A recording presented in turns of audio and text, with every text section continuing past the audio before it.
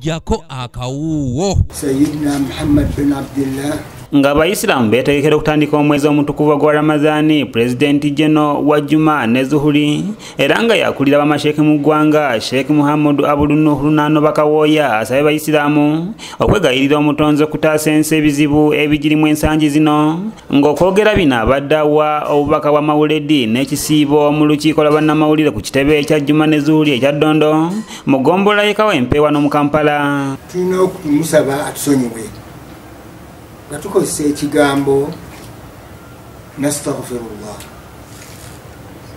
bw'ogatta ebigambo ebibiri tubtu ila Allah astaghfirullah, obanga ebyo nno bigasse omwenenyereza ate omusabye akusonyiwe. ebyo bye byayitibwamu n'abaatusooka bwe baatuukibwako nga kino kyetutuuseeko. Sheikh Lunano asabye abantu okugondera amateeka aga gavumenti mu kiseera kino ekyokulwanyisa akawuka ka coronavirus nga beewala okuŋŋaanira wamu. Kyenva mbasaba kitukwate era tuwulirize abakulembeze baffe mu ggwanga mu bye batuwadde okukozesa n'okukola nga twewala n'okwetangira obulwadde buno obwatugwako. nga mu byo mwe muli ekigambo obutakuŋŋaana mu bungi oba abantu obutasemberegana, wabula okubeera nga gyewakubadde n'ebirala bwe biri bingi naye njagadde ekigambo kya kukuŋŋaana. Lunano beera afalasida abayisiraamu okusalira mu mayumba gaabwe mu kiseera ky'ekisiibo.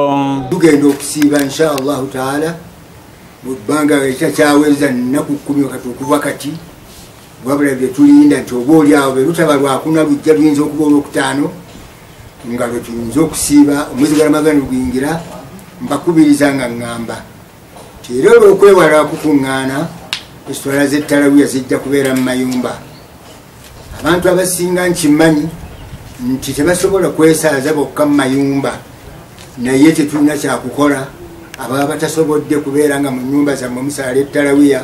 Ono agenze mu maaso n'asaba balina obusobozi okusibulula abayisiraamu n'okubatwalira ku bintu by'okusibululirako mu maka gaabwe. abantu ababadde bamanyidde okusiibulula abantu mu mizikiti kirungi nnyo, temukirekaayo, naye nga mukikola mu kubeera nti saddaaka zammwe ezo muzituusa eri abo be mwali agadde okubeera nga bazifuna n'okusiibulula nga basibulukidde waabwe, so si kugamba nti basibulukire mu mizikiti kubanga kijja kubeera nga tukuŋŋaanye ate ekintu ekitali kituufu. Kanyike Kevin yakusakidde eggulire lino okulwa ABS Television.